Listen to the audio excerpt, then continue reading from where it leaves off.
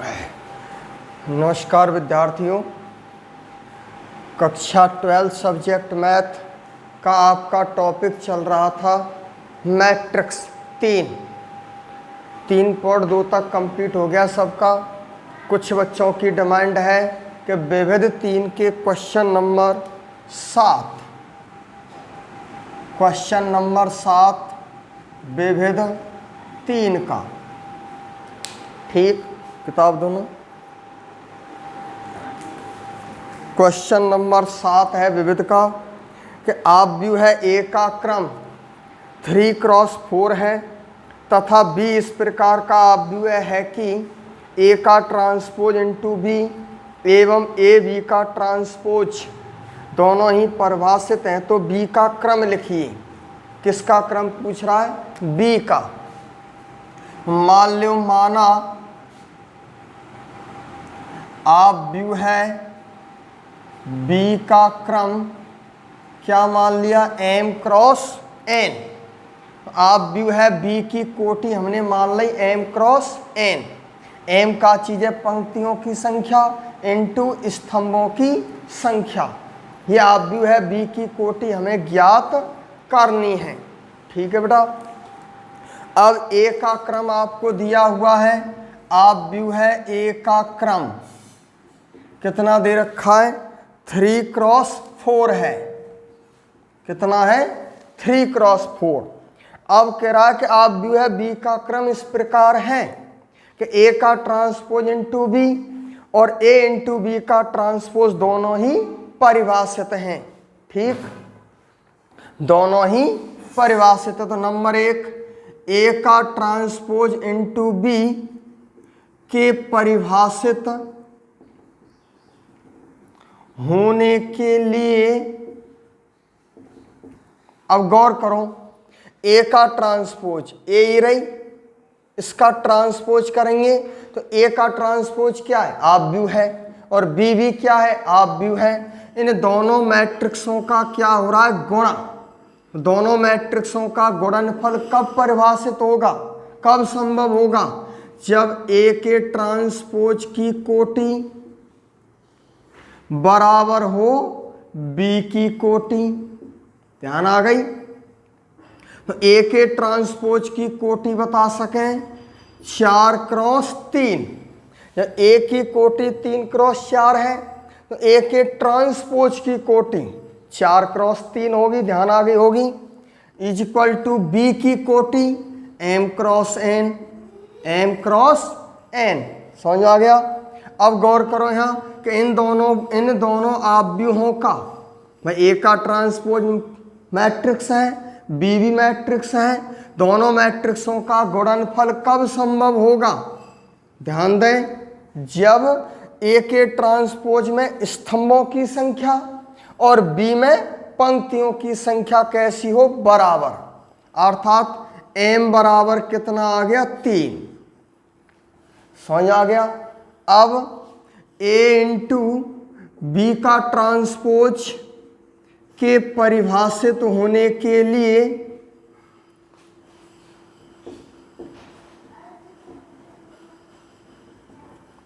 a into B का transpose कब परिभाषित होगा? जब a की कोटि बराबर हो b के ट्रांसपोज की कोटि, या तो दोनों की कोटियां बराबर हो, अथवा ए की कोटि बताओ, ए की कोटि 3x4, बी के ट्रांसपोज की कोटि बताओ, बी की कोटि m×n, तो बी के ट्रांसपोज की कोटि n×n है। अब बताओ, ध्यान दें कि इन दोनों मैट्रिक्स, ये मैट्रिक्स है, ए आप व्यू है, बी का ट्रांसपोज भी आप व्यू है। इन दोनों का गुणनफल कब परिभाषित होगा? जब ए में स्तंभों की संख्या बी के ट्रांसपोज में पंक्तियों की संख्या के बराबर हो। तो n बराबर कितना आ गया? 4। तो हमने बी का क्रम क्या माना था? m×n। m की वैल्यू आ गई, n की वैल्यू आ गई। आता है आप व्यू है बी की कोटि बोलो बी की कोटि कितनी है? m क्रॉस n, 3 क्रॉस 4 है। समझ में आ गया? ये हो गया आपका क्वेश्चन नंबर 7वां। ठीक, नेक्स्ट क्वेश्चन नंबर कौन सा बोला था? 8वां। क्वेश्चन नंबर 8 क्या है? इधर ही समझ लें आप। क्वेश्चन नंबर 8, क्वेश्चन किताब में पढ़ें कि यदि a बराबर इतना एक सममित अपव्यय है तो x का मान ज्ञात कीजिए। a बराबर कितना है? a -2 -1 1 -1 7 4 1 -x -3 कैसी अपव्यय है? सममित। रखा रहने दो। एव कैसी अपव्यय है? सममित अपव्यय है। सममित अपव्यय है तो बताओ ये सममित अपव्यय कब कहलाएगी? जब ए का ट्रांसपोज बराबर क्या हो? ए। ध्यान आ गई होगी मेरे हिसाब से। बताया था ना सममित और विषम सममित। ये ए सममित अपव्यय है तो ए का ट्रांसपोज बराबर ए होगा, और यदि विषम सममित अपव्यय है तो ए का ट्रांसपोज बराबर -ए। समझ में आ गया? वैल्यू धर दो। ए का ट्रांसपोज, इसका ट्रांसपोज कर दो बेटा। कैसे करें ट्रांसपोज? पंक्तियों को स्तंभों में लिख दो। -2 -1 1 -1 7 4 1 -x -3 इज इक्वल टू ए। ये रही -2 -1 1 -1 7 4 1 -x -3। ठीक, अब ये दोनों मैट्रिक्स कैसी हैं? समान। ध्यान आ गई होगी, समान अपव्यय है। जब दोनों मैट्रिक्स समान है तो इनकी कोटियां भी समान होंगी, और कोटियां समान होंगी तो संगत अवयव भी समान होंगी। यहाँ भाषा लिखनी है, थोड़ी सी एक लाइन लिख देना।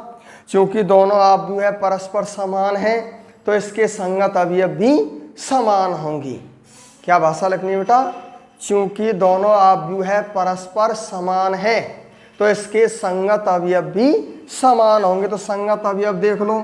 -2 बराबर -2, -1 बराबर -1, 1 बराबर 1, -1 बराबर -1, 7 बराबर 7, -x बराबर 4, -x बराबर 4। और देख लो 1 1, 4 बराबर -x, 4 बराबर -x, और -3 बराबर -3। तो यहाँ से x बराबर कितना आ गया? -4। तो क्वेश्चन में किसकी वैल्यू पूछी थी बेटा? x की। तो x की वैल्यू कितनी आ गई? -4। समझ में आ गया? ठीक, इसके बाद आपकी डिमांड है 7 8, और कौन सा क्वेश्चन है बेटा? 11वां। इसको साफ कर दूं।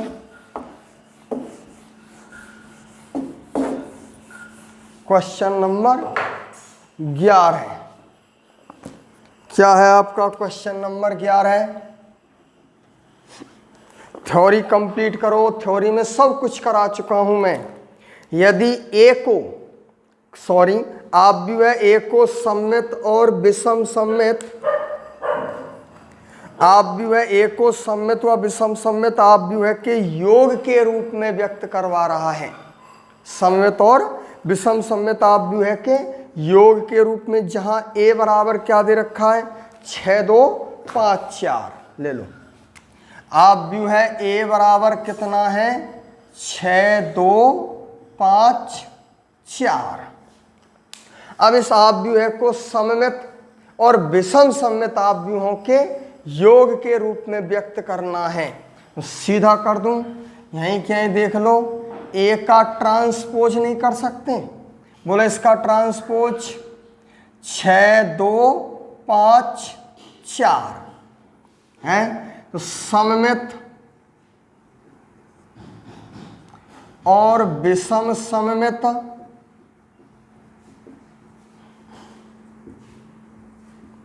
आव्यूहों का योग क्या होता है? योग 1/2 इंटू ए प्लस ए का transpose plus 1/2 into a minus ए का ट्रांसपोज। ध्यान करो, थ्योरी देखना, खोल के लिखाया है कि नहीं लिखाया, ध्यान आ गई होगी। किसी आव्यूह को सममित और विषम सममित आव्यूहों के योग के रूप में, तो ये तो होती है सममित आव्यूह और ये होता है विषम सममित आव्यूह है। तो सममित और विषम सममित का योग, ठीक, तो सीधा कर दो। अब 1/2 इंटू आव्यूह है ए, ये रही, ए का ट्रांसपोज ये रहा, इन दोनों का क्या कर दो? योग कर दूं, सीधा कर दूं। योग बोलो इन दोनों का ए प्लस ए का ट्रांसपोज, 6 और 6 12, 2 और 5 7, 5 और 2 7, 4 और 4 8 प्लस 1/2 इंटू ए माइनस ए का ट्रांसपोज, ए माइनस ए का ट्रांसपोज, घटा दो इसको, ए माइनस ए का ट्रांसपोज बोलो 6 minus 6 0, 2 minus 5 minus 3, 5 minus 2 3, 4 minus 4 0 is equal to 1/2 का अंदर गुणा कर दो, 1/2 का अंदर गुणा बोलो 6, 7/2 7/2 4 प्लस 1/2 का अंदर गुणा करो 0 माइनस 3/2 3/2 0 आ गया। बस व्यक्त करना, क्वेश्चन में लिख रहा है कि आव्यूह को सममित और विषम सममित आव्यूहों के योग के रूप में व्यक्त करना। समझ आ गई का? तो योग के रूप में व्यक्त है क्या नहीं? ये तो आव्यूह है कैसी?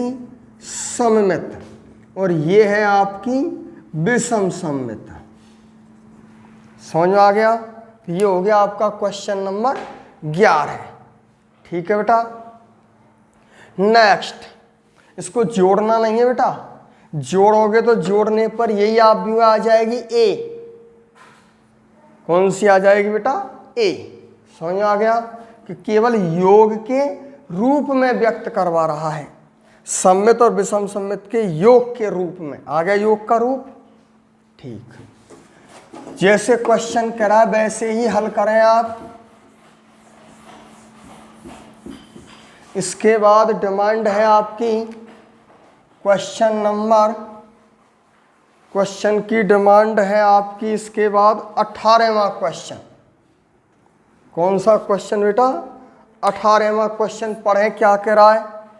यदि b बराबर दे दिया ABCD हो तो सिद्ध कीजिए कि v² minus a plus d into v is equal to BC minus AD into I2। I2 का चीज है इकाई आव्यूह है, किस क्रम का? 2x2 क्रम का। तो आव्यूह है a बराबर कितना दे दिया? b बराबर, आव्यूह है b बराबर है आपका ABCD, और ये हमें सिद्ध करना है तो किसको ले लो बेटा? LHS। कितनी है LHS? v² minus a plus d into b बराबर, इधर ही हल कर दूं, LHS उठा ली हमने, LHS ले ली, v² minus a plus d into b is equal to, दोबारा देख लें, यह है b² minus a plus d into b बराबर क्या लाना है? BC minus AD into I2। ठीक, वैल्यू धर दो, ध्यान दें, कैपिटल भी है। आव्यूह को अंग्रेजी वर्णमाला के बड़े अक्षरों से निरूपित करते हैं। ध्यान आ गया? तो ये कैपिटल V क्या चीज है? आव्यूह है। ये B भी क्या चीज है? आव्यूह है। और ये स्मॉल a और स्मॉल d क्या चीज है? अदिश राशि, संख्यात्मक वैल्यू। समझ आ गया? वैल्यू धर दो। b² को कैसे लिखते हैं बेटा? b into b minus a plus d into b. b क्या चीज है? आव्यूह है। बोलो आप व्यू है a b c d into b, a b c D minus A plus D into b, b आप व्यू है ए बी सी डी, ठीक। ए प्लस ए आप व्यू है नहीं है, डी आप व्यू है नहीं है, ये आदेश है इसका, इसमें क्या हो रहा है गुणा, समझ में आ गया। बी है आप व्यू है में गुणा हो रहा है आदेश का, आदेश गुणन इज इक्वल टू इन दोनों मैट्रिक्सों का आप क्या कर दो गुणा। कैसे करते हैं गुणा? पंक्ति का स्तंभ से, पहली पंक्ति पहला स्तंभ a square plus B c, a square plus अगला स्तंभ करो a B plus B d, अगली पंक्ति शुरू करो ए सी प्लस सी डी, अगला करेंगे B C plus D square minus A plus D into A plus D का आप अंदर गुणा कर दो बेटा, गुणा करो अंदर ए प्लस डी का, बोलो गुणा ए प्लस डी का प्रत्येक अवयव से गुणा कर दो, a square plus a d, इससे कर दो A B plus B d, बोलो a C plus C d और a d plus D square, समझ में आ गया, ठीक।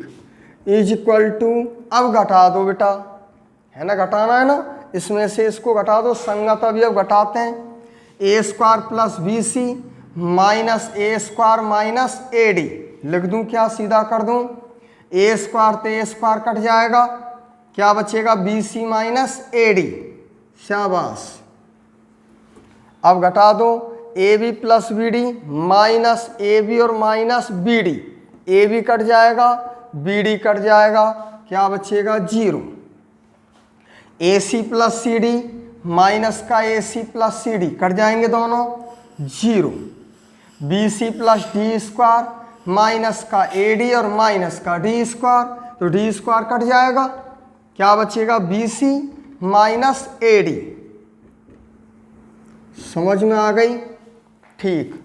अब इसमें से बी सी माइनस ए डी को आप क्या ले लो कॉमन, देखो कॉमन आ रही है कि ना आ रही, सब में से कॉमन ले लिया, 1 0 0 1, ठीक, कितना आ गया b C minus A d into I two, बोला है कि ना बेटा आई टू, इकाई आप व्यू है कि नहीं, है ना, इकाई आप व्यू है गई सिद्ध, L H S is equal to R H S, पूछना है किसी को, एल एच एस बराबर आर एच एस, ठीक बेटा। इसके बाद नेक्स्ट क्वेश्चन था, साफ कर दूं मिटा दूं, अगली डिमांड है क्वेश्चन 18 के बाद,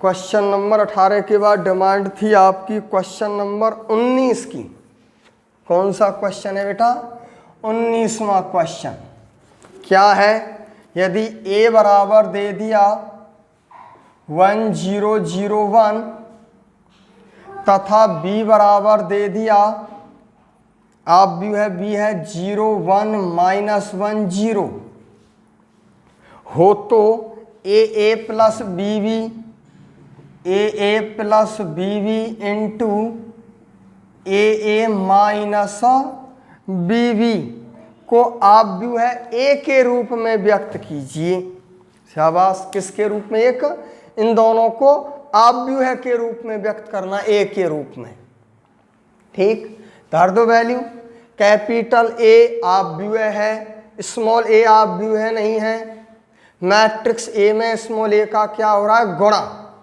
कैपिटल बी क्या है आप व्यू है में किसका गुणा हो रहा है बी का, ये ए कैपिटल ए और कैपिटल बी तो मैट्रिक्स हैं, स्मॉल ए और स्मॉल बी क्या चीजें, आदेश राशि, धर दो इसमें वैल्यू, ए अलग अलग ज्ञात कर लो, पहले इसको अलग ज्ञात कर लो, इसको अलग ज्ञात कर लो, फिर दोनों मैट्रिक्सों का आप क्या कर दो गुणा, ठीक है, ध्यान दें, सबसे पहले हम क्या निकालेंगे, ए प्लस बी बी बराबर ए इंटू ए 1001 प्लस बी कैपिटल बी आप व्यू है 01 माइनस 10, ठीक, इज इक्वल टू, सामने हल कर दूं, थोड़ा जगह नहीं है, आप नीचे हल करें, मैं साइड में लिख रहा हूँ। ए का अंदर गुणा कर दूं, बोलो ए का अंदर गुणा A00 A, ठीक, प्लस बी का अंदर गुणा कर दो, बी का अंदर गुणा बोलो 0 B minus B 0 is equal to, इन दोनों मैट्रिक्सों को जोड़ दो। ब्लैक बोर्ड छोटा है इसलिए मैं सीधा सॉल्व कर रहा हूँ, आप इसको नीचे सॉल्व करते चलें, ठीक है बेटा। जोड़ दो इन दोनों ने, a plus 0 A 0 plus b b 0 minus b minus b a plus 0 A, ये क्या ज्ञात हो गई, ए प्लस बी बी। अब क्या निकाल लो, ए माइनस बी बी, बोलो ए है 1001, ठीक, माइनस बी इंटू आप भी है बी, बोलो 01 माइनस 10 इज इक्वल टू, ए का अंदर गुणा कर दो, A00 A माइनस बी का अंदर गुणा कर दो, माइनस माइनस तो है, बी का अंदर गुणा बोलो 0 B माइनस बी 0 है बेटा। अब घटा दो दोनों को, घटा दो a minus 0 A 0 minus b minus B 0 plus b b और a माइनस 0 A। अब इन दोनों का क्या कर दो आप, गुणा, तब कह रहा है क्वेश्चन में ए plus b b into a minus B भी ज्ञात कीजिए।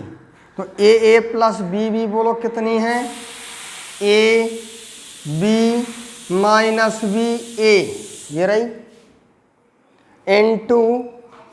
इंटू बोलो बेटा ए माइनस बी बी ए। इन दोनों मैट्रिक्सों का क्या कर दिया, गुणा, समझ में आ गया। गुणा कैसे करते हैं बेटा, पंक्ति का स्तंभ से, बोलो गुणा ए स्क्वायर प्लस बी स्क्वायर, अगला माइनस का ए बी प्लस का ए बी 0, समझ गए होंगे। अगली पंक्ति माइनस ए बी प्लस का ए बी 0, अगली बी स्क्वायर प्लस ए स्क्वायर, बी स्क्वायर प्लस ए स्क्वायर। अब इसको कॉमन आप लेना चाहें तो ले लो।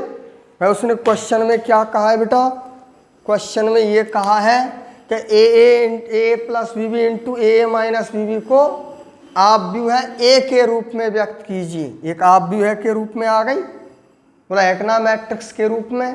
अब यदि आप कॉमन लेना चाहें, कॉमन ले लो, ए स्क्वायर प्लस बी स्क्वायर, क्या बचेगा 1001।